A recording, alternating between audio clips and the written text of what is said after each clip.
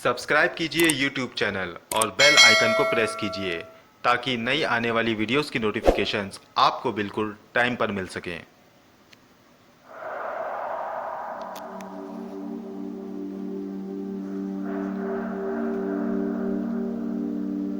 वहीदा ने उमर जहां को सारी बातें बता दी थीं कि किस तरह उनके अब्बू और उन दोनों इंसानों को वो शैतान अपने साथ ले गया। वहीदा की बातें सुनकर उमर जहां ने उससे कहा, मतलब तुम तो ये नहीं जानती हो कि आखिर वो शैतान तुम्हारे अब्बू और उन दोनों इंसानों को कहाँ ले गया है। वहीदा ने नहीं में सिर हिलाया। उमर जहां ने वहीदा से कहा, तुम घबराओ मत, मैं तुम्हारे अब्बू को ढूंढने की पूरी कोशिश करूंगी, लेकिन तुम सबसे पहले अपनी दुनिया में वापस चली जाओ। मुझे तुम्हारे अब्बू जैसे ही मिलेंगे मैं उनको तुम्हारे पास भेज दूंगी। नहीं, मैं अब्बू के बिना कहीं नहीं जाऊंगी, वहीदा ने उमर जहां से कहा। इस पर उमर जहां ने कहा, देखो तुम अगर यहाँ रहोगी तो मैं कैसे तुम्हारे अब्बू को ढूंढूंगी। तुम्हारे होने पर मेरा मन तुम्हारी हिफाजत पर रहेगा। मैं अपनी हिफाजत खुद कर लूंगी, वहीदा ने फिर उमर जहां से कहा। उमर जहां के लाख मना करने पर भी वो अपनी बात पर अड़ी रही। थक हार कर उमर जहां ने उससे कहा, ठीक है वहीदा, अगर तुम मेरे साथ चलना चाहो तो चल सकती हो, लेकिन एक बात तुमको मेरी माननी होगी। कौन सी बात? वहीदा ने उमर जहां से पूछा। उमर जहां ने कहा, तुम मेरे साथ किसी बिल्ली या कोई और मखलूक की शक्ल में चलना, इससे तुम शैतानों की नज़रों से बची रहोगी। वहीदा बोली, ठीक है, मैं बिल्ली की शक्ल में चलूंगी, मगर आप मेरे अब्बू को ढूंढेंगी कैसे? और अगर वो शैतान सामने आ गया तो आप उससे कैसे बचेंगी? इस पर उमर जहां ने उससे कहा, उसकी चिंता मत करो, ढूंढने से तो खुदा भी मिल जाते हैं, फिर तुम्हारे अब्बू क्यों नहीं मिलेंगे? और रही उस शैतान की बात, तो मुझे ऐसे कुरानी आयतें मालूम हैं जिनसे बड़े से बड़े शैतान को भी जलाकर राख किया जा सकता है। वहीदा ने कहा, अच्छा तो आप मुझे भी वो आयतें सिखा सकती हैं? हाँ बिल्कुल, उमर जहां ने वहीदा के सिर पर हाथ फेरते हुए कहा। वहीदा ने कहा, अब हमें कहाँ चलना होगा? इस पर उमर जहां ने कहा, हमें अंदर तक जाना होगा, हो सकता है कि वो शैतान जंगल के अंदर ही रहता हो। वहीदा बोली, मगर जंगल तो बहुत बड़ा है, हम इस तरह उन्हें कैसे ढूंढ पाएंगे? इस पर उमर जहां बोली, तुम चिंता मत करो, हम उसी ओर चलेंगे जहां पर शैतानी ताकतों के आसार ज्यादा नजर आएंगे। तुम अपनी शक्ल तब्दील कर दो। उमर जहां की बात सुनकर वहीदा बिल्ली बन गई। उसके साथ ही उमर जहां ने भी अपनी शक्ल तब्दील कर ली। इस तरह उमर जहां को अपनी शक्ल तब्दील करता देख वहीदा ने उससे कहा, ये क्या, तुमने अपनी शक्ल कैसे तब्दील की? उसकी बात सुनकर उमर जहां एक पल के लिए चौंक उठी, क्योंकि उमर जहां ने वहीदा को अभी तक अपने जिन होने के बारे में नहीं बताया था और वो बताना भी नहीं चाहती थी, मगर उसने ध्यान नहीं दिया और अपनी शक्ल वहीदा के सामने ही तब्दील कर ली। लेकिन बात को संभालने के लिए उमर जहां ने वहीदा से कहा, हाँ मैं ऐसा कर सकती हूँ, क्योंकि मैं थोड़ा बहुत जादू भी जानती हूँ, और अब ज़्यादा सवाल मत करना, चुपचाप झाड़ियों के बीच रहकर मेरे पीछे जाओ। अगर कुछ गड़बड़ हुई या फिर मैं उस शैतान के हाथों मारी गई तो तुम चुपचाप यहाँ से अपनी दुनिया में वापस चली जाना। वहीदा ने हाँ में सिर हिलाया और कूदकर झाड़ियों के बीच में आ गई। फिर वो उमर जहां के पीछे पीछे चलने लगी। रात के अंधेरे में उस बियाबान जंगल में उमर जहां डरने का नाटक करते हुए ऐसे चली जा रही थी कि जैसे कि वो रास्ता भटक गई हो। जंगल भयानक था और आसेबी भी। कुछ छोटे मोटे भूत प्रेतों का एहसास उमर जहां को हुआ, लेकिन उमर जहां इससे खौफजदा नहीं हुई। उमर जहां तेज कदमों के साथ आगे बढ़ रही थी। वो जानबूझकर सूखे पत्तों और झाड़ियों पर पैर पटक पटक कर चल रही थी, ताकि उसकी आवाज से वो शैतान उनके सामने आ जाए। अगर शैतान नहीं तो फिर आफताब और नवाब साहब के बेटे कहीं आसपास हो तो वो आवाज सुनकर वहां चले आए। उमर जहां जंगल के काफी अंदर तक आ चुकी थी, लेकिन जंगल तो खत्म होने का नाम ही नहीं ले रहा था। वो जितना अंदर चलती जा रही थी, खौफनाक अंधेरा उतना ही गहरा होता जा रहा था और जंगल भी घना होता जा रहा था। उस जंगल में सिर्फ उमर जहां के कदमों की आहटें ही आ रही थी। उमर जहां को एकदम से किसी की सांसें सुनाई दी। वो एकदम रुक गई। उसने चारों ओर नजर दौड़ाई। वहां सिवाय जंगल के कुछ न था, लेकिन उसे आहिस्ता आहिस्ता किसी की सांसों की आवाज सुनाई दे रही थी। उसे एहसास हो रहा था कि कोई है जो उसे देख रहा है। उमर जहां ने सोचा कि शायद उसे शैतान ही देख रहा है। वो फिर अनजान बनने का नाटक करते हुए आगे बढ़ने लगी।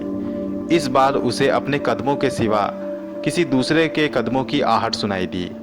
उमर जहां को यकीन होने लगा कि अब वो शैतान उसके पीछे लगा हुआ है। उसने एकदम से रुक कर कहा, कौन कौन है जो मेरे पीछे चल रहा है? देखो, तुम जो कोई भी हो, मैं तुमसे नहीं डरती हूँ। मेरा पीछा करना बंद कर दो। ये अदाकारी उमर जहां ने शैतान को बहकाने के लिए की थी, ताकि वो उसे डरा हुआ समझ ले। उमर जहां इतना कहकर आगे बढ़ने लगी, तभी उसे महसूस हुआ कि आसपास के पेड़ों पर हवा हो रही हैं। उसने पेड़ों की ओर देखा तो उसे वहां दो लाल आंखें चमकती हुई दिखाई दी। उमर जहां इन सब चीजों से खौफ नहीं खाती थी, मगर उस वक्त डरने का नाटक करते हुए वो जानबूझकर चिल्लाई और वहां से भागने लगी। उसके भागते ही वो लाल आंखें धुआं बनकर हवा में उड़ती हुई उमर जहां का पीछा करने लगी। उमर जहां की अदाकारी ने काम कर दिया था। वो धुआं उमर जहां के सामने आकर रुका और अपनी असली शक्ल में नमूदार हुआ। उसकी शक्ल देखते ही दूर खड़ी वहीदा ने इशारे में ही उमर जहां को बता दिया कि यही वो शैतान है जो उसके अब्बू को कहीं ले गया था। उमर जहां ने इशारा पाते ही अपनी अदाकारी दिखाई। वो डरने का नाटक करते हुए चिल्लाई और बेहोश हो गई। उसके बेहोश होते ही वो शैतान जोर से दहाड़ा और उमर जहां को लेकर वहां से गायब हो गया। अब जंगल में अकेली बची वहीदा फिर नाउमीद हो गई। उसे लगा कि वो शैतान उमर जहां को जान से मार देगा। उमर जहां डर गई है और उसका कोई भी जादू काम नहीं आया। वो निराश मन से एक जगह बैठकर रोने लगी। इधर वो शैतान उमर जहां को लेकर एक अजीब सी जगह में आ चुका था। वो जगह काफी बियाबान और खौफनाक लग रही थी। उस शैतान ने उमर जहां को एक जगह बंद कर दिया और वहां से चला गया।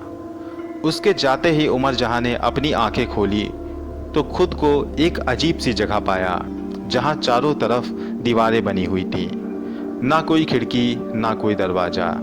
हालांकि ये दीवारें उमर जहां का रास्ता नहीं रोक सकती थी, ना ही उसे कैद कर सकती थी, लेकिन उमर जहां तब तक कोई सख्त कदम नहीं उठाना चाहती थी जब तक कि उसे वहां पर आफताब और वहीदा के अब्बू ना मिल जाएं। उसने उन्हें ढूंढने की कोशिशें शुरू कर दी। वो दीवारों के पार होने वाली सरगोशियों को महसूस करने लगी। 3 दीवारों के खंगालने के बाद चौथी दीवार के पास उसे कुछ लोगों की आहटें सुनाई दी। दरअसल ये आहटें कराहने की थी। उमर जहां समझ गई कि कोई दूसरी ओर कैद है। उसने अपनी आंखें बंद की और मन ही मन कुछ बुदबुदाने लगी। फिर उसे दीवार के पार का नज़ारा दिखने लगा। उसे जो कुछ दिखाई दिया उससे वो काफ़ी खुश हुई। उसने देखा कि आफताब और उसका मुलाजिम वहां कैद था। उनके साथ ही कुछ और लोग थे, जिनको देखकर उमर जहां ने अंदाज़ा लगाया कि शायद ये नवाब साहब के बेटे हों, क्योंकि इनके लिबास आम लोगों से काफ़ी खास थे। और एक और इंसान बंधा हुआ था। ये शायद वहीदा का अब्बू हो। यही सोचकर उमर जहां काफ़ी खुश हुई। उमर जहां ने मन ही मन सोचा, अब रास्ता साफ है। उमर जहां को सब लोग मिल चुके थे। उसे सिर्फ वहां से उन लोगों को ले जाना था। उमर जहां ने अपनी शक्ल तब्दील कर रखी थी, इसलिए आफताब उसे पहचान नहीं सकता था। यानी उमर जहां के रास्ते में कोई रुकावट नहीं थी। अब उमर जहां ने बिना देर किए हुए अपना जादू चलाया। वो धुआं बनकर दीवार के पार निकल गई और दूसरी ओर जाकर सबके सामने नबूदार हुई। उसे देखकर नवाब साहब के बेटे और आफताब खौफजदा हो गए। लेकिन उमर जहां ने उनसे कहा, घबराओ मत, मैं तुम्हारी मदद करने आई हूँ। ये कहकर उसने उन लोगों की बेड़ियों को खोल दिया। उसके बाद उसने वहीदा के अब्बू के पास जाकर पूछा, क्या आप वहीदा के अब्बू हैं? इस पर उन्होंने कहा, हाँ, मैं ही हूँ वहीदा का अब्बू। क्या तुम उसे जानती हो? कैसी है मेरी बेटी? बिल्कुल ठीक है और आपका इंतजार कर रही है। अब जल्दी से हमें यहाँ से निकलना होगा। इतना कहकर उमर जहाँ ने सभी से एक दूसरे का हाथ पकड़ने को कहा। सभी ने एक दूसरे का हाथ पकड़ा। उमर जहाँ ने अपनी आंखें बंद की। वो वहां से गायब ही होने वाली थी कि तभी एक बिजली का सा झटका सभी को महसूस हुआ और सभी लोग थोड़ी थोड़ी दूरी पर छिटक कर गिर गए। वहां पर वही शैतान आ चुका था जो इन सब को कैद करके यहाँ पर लाया था। उसे देखकर वहीदा के अब्बू और उमर जहां दोनों खड़े हो गए। आफताब और नवाब साहब के बेटे खौफ से कांप रहे थे। उमर जहां ने उस शैतान से कहा, ऐ शैतान खबीस, हमारा रास्ता छोड़ दो वरना अंजाम अच्छा नहीं होगा। इस पर वो शैतान दहाड़ते हुए बोला, क्या कर लेगी तू? क्या मुझे जान से मारेगी? अरे तुझ पे उसी वक्त मुझे शक हो गया था जब तू अकेले जंगल में टहल रही थी। जिस जंगल में इंसान दिन को निकलने से गुरेज करता है, उस जंगल में एक लड़की तन्हा क्या करेगी भला? मैं समझ गया था कि तू कोई और मखलूक, चुड़ैल या जिन है, लेकिन मैं फिर भी तुमको यहाँ लेकर आया क्योंकि मैं किसी और मखलूक से अब नहीं डरता। दुनिया की कोई भी मखलूक मेरा कुछ नहीं बिगाड़ सकती। अब मुझ में हजारों जिन्नातों की ताकत है। इस पर उमर जहां ने कहा, तुझे तो कोई भी खुदा का नेक बंदा हलाक कर सकता है। तेरा ये गुरूर बेबुनियाद है और आज तेरा ये गुरूर मैं तोड़ूंगी। इतना कहकर उमर जहां ने दुआ में हाथ उठाए और कुछ पढ़कर हथेलियां शैतान के सामने कर दी। उसकी हथेलियों से बिजली की धाराएं निकल पड़ी जो सीधा उस शैतान की छाती पर लगी। वो उछलकर दूर गिरा, लेकिन अगले ही पल उसने शैतानी खेल दिखाने शुरू कर दिए। उमर जहां और वहीदा के अब्बू दोनों लोग मिलकर उस शैतान से मुकाबला करने लगे। उस जगह पर बिजलियां और आग के शोले भड़क रहे थे। उस शैतान में वाकई बहुत ताकत थी। उसने उमर जहां और वहीदा के अब्बू को बराबर की टक्कर दी थी, मगर खुदा की ताकत के आगे शैतान की औकात ही क्या। जब वो शैतान नहीं माना तो मजबूरन उमर जहां ने अपने हाथ दुआ में फिर उठाए और खुदा का कलाम पढ़कर उस शैतान पर वार किया, जिससे उसे काफ़ी तेज झटका लगा और वो ज़मीन पर गिरकर छटपटाने लगा। उमर जहां उसके पास गई और उससे बोली, मैं तुझे मारना नहीं चाहती थी शैतान, बल्कि मैं तो ये चाहती थी कि तू शैतानियत का रास्ता छोड़कर अच्छाई की ओर बढ़े। मगर तेरे शैतान ने तुझे इतना गुरूर दे दिया कि तू खुद को सबसे अफजल समझने लगा। तेरा यही गुरूर आज तेरी मौत लेकर आ गया। वो शैतान उमर जहां की बातें सुनता रहा और उसकी मौत हो गई। उसके मरने के बाद उमर जहां ने सभी को बुलाया और हाथ पकड़कर वहां से बाहर निकल आई। वो जंगल के उसी छोर पर आ गई जहां से वो वहीदा से मिली थी। उसने आफताब और नवाब साहब के बेटे से कहा, अब आप लोग आराम से घर जा सकते हैं। घर जाकर आप लोग ये सारी घटनाएं भूल जाइएगा।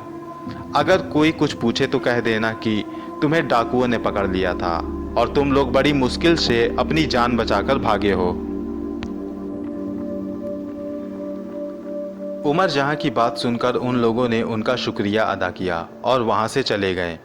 उनके जाने के बाद वहीदा के अब्बू ने उमर जहां से कहा, ये लोग इतनी रात में अकेले चले जाएंगे? इस पर उमर जहां ने कहा, ये अकेले नहीं है, मैं भी इनके साथ जाऊंगी, लेकिन पहले मैं आपको आपकी वहीदा से मिलवा देती हूँ। मुझे लगता है कि वो इसी जंगल में ही होगी, वो अपनी दुनिया में वापस नहीं गई होगी। ये कहकर वो दोनों जंगल में वहीदा को ढूंढने लगे। कुछ ही देर में वहीदा भी उन्हें मिल गई। वो अपने अब्बू को पाकर काफ़ी खुश हुई। उन्होंने भी उमर जहां का शुक्रिया अदा किया। वहीदा ने उमर जहां से कहा, आपने मुझे पहले क्यों नहीं बताया कि आप भी एक जिन हैं? इस पर उमर जहां ने कहा, क्योंकि मुझे भी शक था कि कहीं तुम शैतान का भेजा हुआ कोई मुहूर्त ना हो, इसलिए मैंने तुमसे अपनी असलियत छुपाई। वहीदा ने कहा, आपका बहुत बहुत शुक्रिया, आप ना होती तो मैं अपने अब्बू से कभी ना मिल पाती। अच्छा, मुझे अगर आपसे मिलने का मन करे तो क्या मैं आपसे मिलने आ सकती हूँ? उमर जहां ने कहा, हाँ बिल्कुल, मगर किसी को हमारे जिन्न होने का पता ना चल सके। सारी बातें खत्म करके उमर जहां उन लोगों के साथ धुआं बनकर वहां से निकल आई और आफताब के पीछे चल दी। उन लोगों को किसी का तांगा मिल गया था। वो सभी उसी पर बैठकर घर की ओर जा रहे थे। घर पहुंचने पर वहीदा ने उमर जहां से इजाज़त ली और बोली, मैंने आपका घर देख लिया है और अब मैं आपसे मिलने आया करूंगी। इतना कहकर वो लोग वापस अपनी दुनिया में चले गए। इधर नवाब साहब अपने बेटे को देखकर काफ़ी खुश हो गए थे। आफताब भी मुसीबत से निकलकर आया था। उसने घर में किसी से कुछ नहीं बताया मगर अपनी बीवी से कुछ ना छुपा सका। आफताब ने घर में किसी से कुछ नहीं बताया, लेकिन वो अपनी बीवी से कुछ ना छुपा सका। उसने अपनी बीवी को जिन वाली बातें बता दी, लेकिन उसकी बीवी ने इस बारे में किसी से कोई चर्चा ना करने की सलाह दी, क्योंकि उसका मानना था कि जिन्नातों के द्वारा कही गई बातें किसी और से नहीं कही जाती।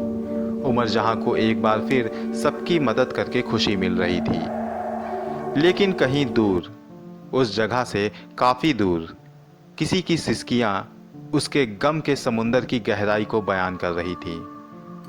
वो एक औरत जात थी जो तन्हाई में बैठी हुई रोती जा रही थी। काली अंधेरी रात में वो अकेली बियाबान में थी। उसके काले और लंबे बाल जो कि उसके चेहरे पर बिखरे हुए थे वो काफ़ी भयानक लग रहे थे। हवा के झोंकों से जब वो बाल उड़ते तो यूं लगता कि जैसे जहरीले सांप अपना जहर उगलने के लिए बेताब हो रहे हैं। हवा के एक झोंके ने जब उसके बालों को पीछे ढकेला तो उसकी शक्ल नबूदार हुई। वो काफ़ी भयानक लग रही थी। गमज़दा लाल बड़ी आंखें, बड़ा सा चेहरा इतना भयानक था कि जिसे देखकर बड़े से बड़ा हिम्मत वाला भी कांप जाए। वो बड़े से समुंदर के किनारे बैठी हुई थी। समुंदर भी आज बहुत पुरस्कार खामोशी इख्तियार किए हुए था। उस औरत ने अपने सामने पड़ी हुई लाश को देखा और जोर से रोने लगी। शायद उसका कोई अपना उसे छोड़कर चला गया था, लेकिन आखिर ये थी कौन? ये जानने के लिए बने रहिए हमारे चैनल रियल हॉरर स्टोरीज़ के साथ। दोस्तों, ये कहानी आपको कैसी लग रही है हमें कमेंट बॉक्स में लिखकर ज़रूर बताएं। मिलता हूँ अगली बार इसी कहानी की अगली कड़ी के साथ। तब तक के लिए गुड बाय।